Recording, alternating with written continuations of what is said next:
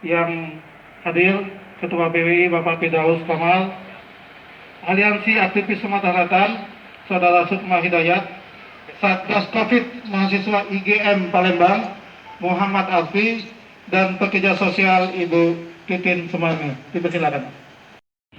Tidak seberapa, tapi insya Allah kalau sama-sama juga kawan-kawan yang lain ikut membantu menyumbang, insya Allah jadi banyak. Ini yang tahap kedua. Tolong doakan dapat rezeki lagi. Tahap ketiga, keempat, nggak salah seterusnya. Bapak Ibu hadirin sekalian yang saya hormati, COVID-19 belum menurun. Siapa yang bilang kurvanya melandai? Naik turun, naik turun. Artinya kebijakan kita itu belum konsisten. Kalau konsisten benar-benar PSBB diberlakukan dengan ketat, stabil, melandai.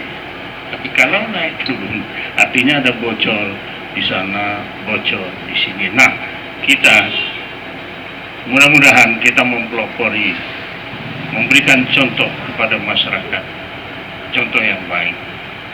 Mau selamat atau mau kiamat? Mau cepat atau mau lambat? Insya Allah besok kita berangkat dan ke 4 kabupaten yang terlanda banjir. Sudah COVID-19, kebanjiran pulau. Lagi kebakaran. Udah itu kebakaran pulau, puasa pulau. Bayangkan itu. Nah, kita yang alhamdulillah sini bersyukur pada Allah yang Maha Kuasa.